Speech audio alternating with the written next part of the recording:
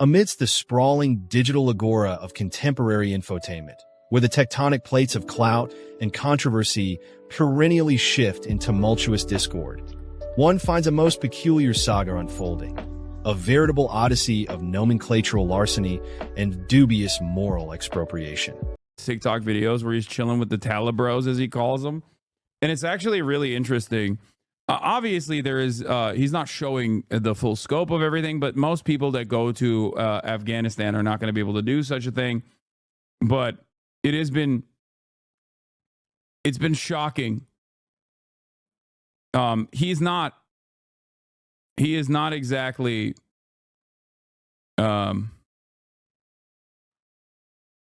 how do I describe it?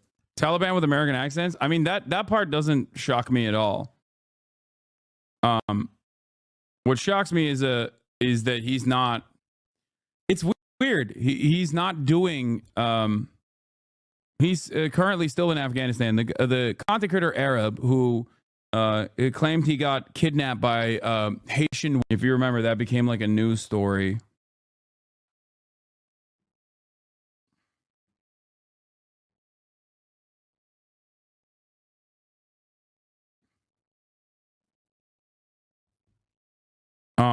He's in Afghanistan. I don't know if he still is, but I'm pretty sure he's still in Afghanistan. And he's hanging out with a bunch of people that he calls the Talibros. Okay? Overall, he is not he's not a great dude. I mean, he's really, really bad. Not a fan of mine at all. Ironically enough, he's homies with Adin Ross. And originally, when me and Will started our podcast,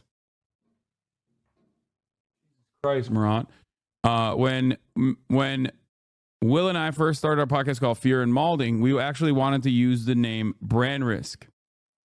Okay, and he at the time was like a Fortnite content creator before he went on this like crazy right wing pivot, and he was like, no. Our podcast is called Brand Risk. You can't steal from us. We're a smaller content creator. This was many, many years ago.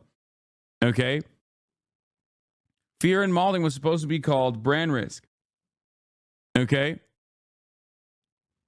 Years later, after he made his right-wing pivot, he was celebrating the fact that, alongside Adin Ross, that he had actually stopped me from using the name Brand Risk and that he was able to give the name Brand Risk to Adin Ross. Yeah, and now Brand Risk is owned by Adin Ross, at least for boxing, merch, and entertainment purposes. Yeah. The original name of our podcast, instead of Fear and Malding, was supposed to be Brand Risk.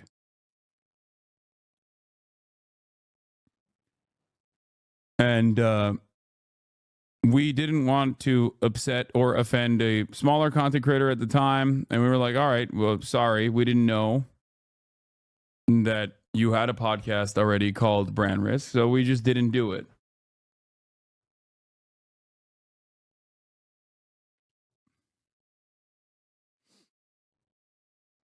Anyway. The Dramatis Personae, a melange of internet denizens, quasi-journalistic troubadours, and cloud-chasing marauders, embroiled in an epistemological kerfuffle over the lexicographical integrity of a podcast cognomen. Enter stage left. The grandiloquent orator and leftward pontifex of Twitchopolis, Hasanabi, whose oratory unfurls in bombastic fusillades of diatribes against the digital malevolence who slither in the corridors of reactionary subterfuge. And lo, in this particular sortie into the dialectical maelstrom, his adversaries include the ostentatiously self-styled content curator Arab and his ideological confrere, the indefatigably misguided Adin Ross, both of whom stand accused of an act tantamount to nominative misappropriation, a Herculean transgression in the annals of the internet discourse.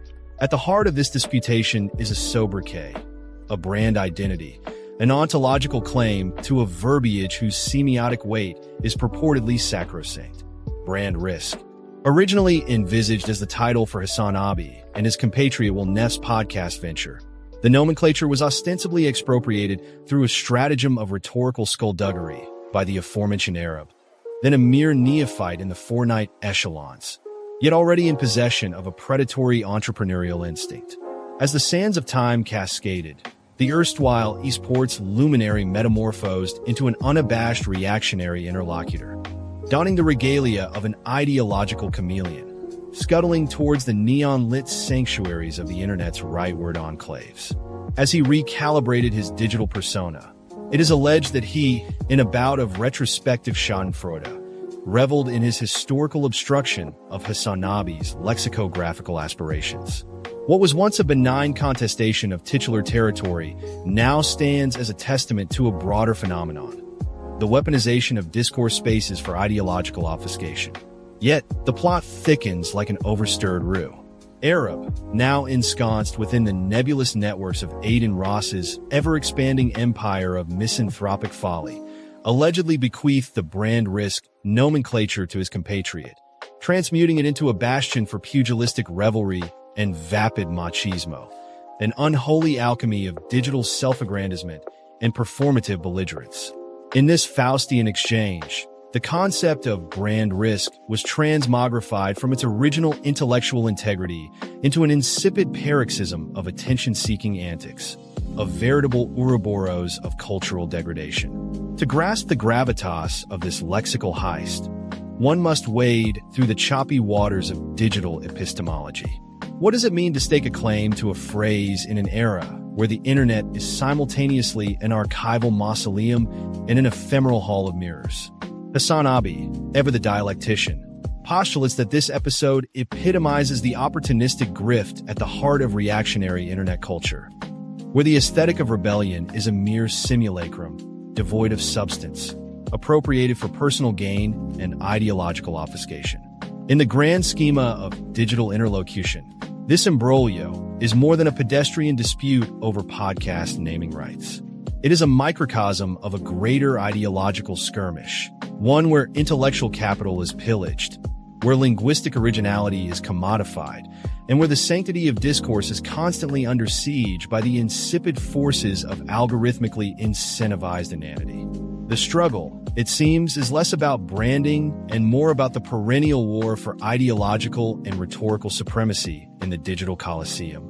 To wit, the controversy is symptomatic of the greater entropic descent of internet discourse, wherein linguistic artifacts, much like cultural symbols, are stripped of their contextual essence and repurposed as tools for factional posturing.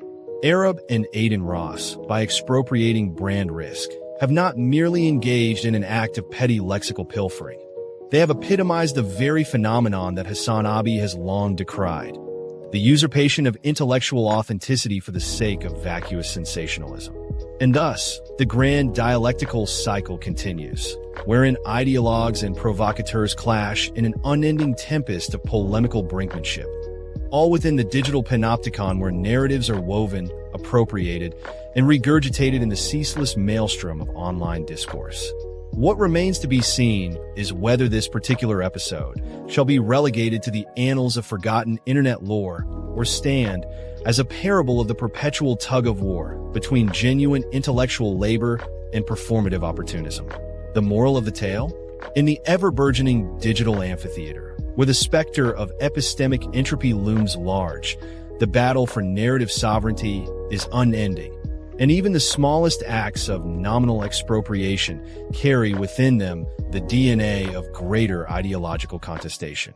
One must, therefore, tread with alacrity and vigilance, lest one finds oneself ensnared in the clutches of linguistic larceny and intellectual obfuscation.